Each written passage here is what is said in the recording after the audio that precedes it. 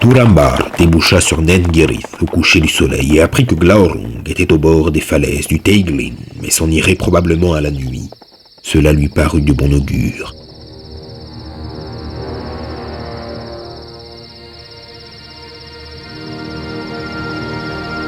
Le dragon se trouvait à Kabed-en-Aras, là où le fleuve coulait au fond d'une gorge étroite et profonde qu'un cerf aurait pu franchir d'un saut. Il ne chercherait donc pas plus loin et essaierait de franchir cette gorge, se proposant pour cela de ramper à la faveur du crépuscule, de descendre à la nuit dans le ravin pour traverser le torrent, avant de remonter sur la falaise et de surprendre le dragon. C'est le plan qu'il suivit, mais le cœur manqua à Dorlas en arrivant devant les rapides du Teiglin, et il n'osa pas entreprendre la dangereuse traversée. Il recula et se cacha dans les bois, couvert de honte. Pourtant, Turambar et Hunthor traversèrent sans encombre. Le rugissement des eaux noyait tout autre bruit, et Glaurung dormait. Mais il se réveilla au milieu de la nuit, jeta à grand bruit l'avant de son corps en travers de la gorge et traîna sa masse derrière lui. Turambar et Hunthor furent presque étouffés par la chaleur et la puanteur, car ils étaient dessous et cherchaient à monter le plus vite possible. Hunthor fut tué par une grosse pierre délogée plus haut par le passage du dragon, qui vint le frapper à la tête et le projeter dans le torrent. Ainsi finit l'un des plus vaillants de la maison d'Aleth. Turambar rassembla ses forces et son courage pour escalader la pente et arriva seul en dessous du dragon. Il tira son épée Gurthang et l'enfonça dans le ventre mou du ver avec toute la force de son bras et de sa haine jusqu'à la garde. Glaurung hurla, sentant la mort venir. Il jeta son énorme masse en avant et traversa le gouffre.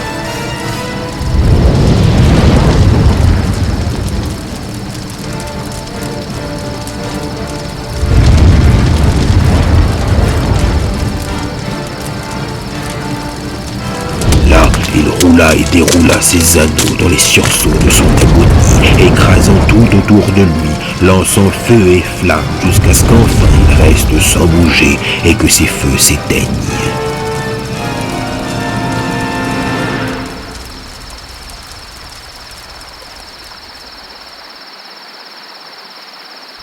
Gurthang avait été arrachée de la main de Turambar par les sursauts de Glaurung et elle était restée profondément enfoncée dans le ventre du dragon. Alors Turambar traversa de nouveau le fleuve pour reprendre son épée et contempler son ennemi qu'il trouva étendu de tout son long et tourné sur le côté, l'épée noire dépassant de son ventre. Turambar prit la poignée de Gurthang, posa le pied sur la bête et se moqua du dragon et de ce qu'il lui avait dit à Nargothrond.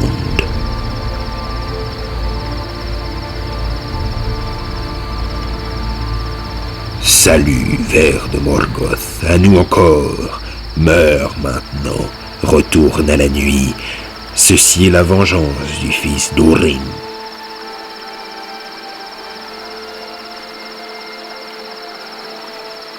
Il arracha l'épée, mais un flot de sang jaillit sur sa main, et le poison se mit à le brûler.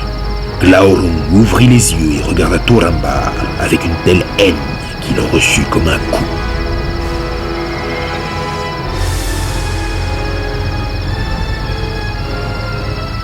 Et ce coup, ajouté au poison, le plongea dans une nuit profonde, et il tomba sur son épée, comme s'il était mort.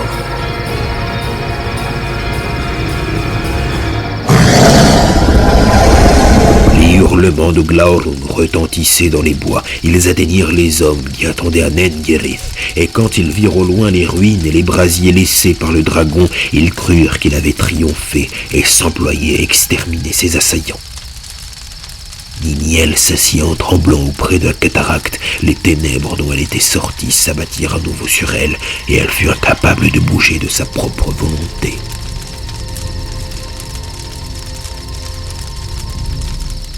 Brandir, revenant enfin à Nengirith en boitant avec lassitude, la trouva ainsi. Quand il sut que le dragon avait traversé la rivière pour écraser ses ennemis, il fut pris de pitié pour Niniel, mais il pensa aussi « Turambar est mort, mais Niniel est vivante. Il se peut qu'elle vienne vers moi et je l'emmènerai au loin pour fuir ensemble la menace du dragon. » Il s'arrêta un moment près d'elle, puis lui dit « Viens, il est temps de partir. Si tu le veux, je te conduirai. » Il lui prit la main et elle se leva sans un mot pour le suivre. Nul ne les vit s'enfoncer dans la nuit.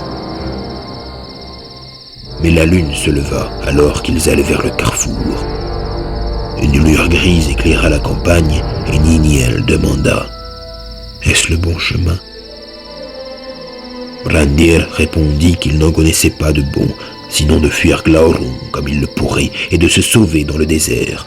Mais elle répondit « Le peignoir était mon bien-aimé, il était mon mari. Je vais le retrouver. Que croyais-tu d'autre ?» Et elle le dépassa. Quand elle arriva au carrefour de Teiglin et qu'elle aperçut Aothaneleth, sous le blanc clair de lune, elle fut prise d'une grande peur, poussa un cri et s'en retourna en courant. Elle jeta son manteau et suivit la rivière vers le sud. Sa robe blanche faisait une tache sous la lune. Brandir la vit courir du haut de la colline et tourna pour lui barrer le passage, mais il était encore loin derrière elle quand elle arriva aux ruines laissées par Glaurung près du bord de Cabed Naras.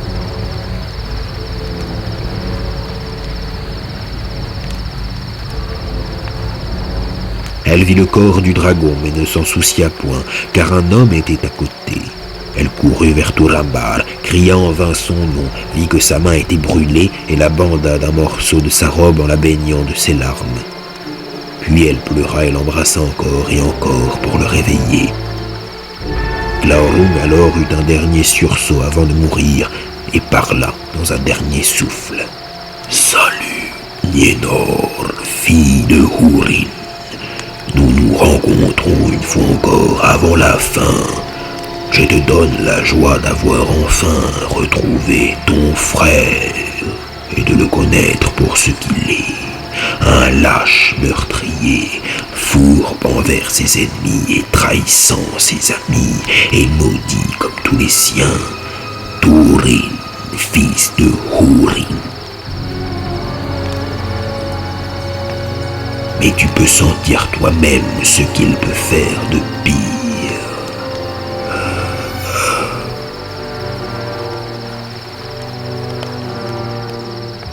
Glaurung mourut enfin et Nienor fut délivrée du voile tissé par sa magie.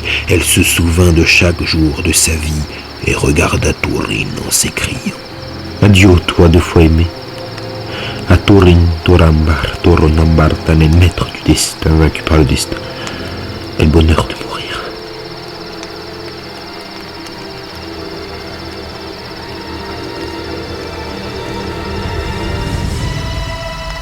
Brandir, qui avait tout entendu, frappé de stupeur, debout au bord des ruines, s'avança vers elle, mais elle l'évita en courant, saisi d'horreur et de peur, arriva au bord de Cabed Naras et se jeta dans le gouffre où les eaux grondantes l'engloutirent.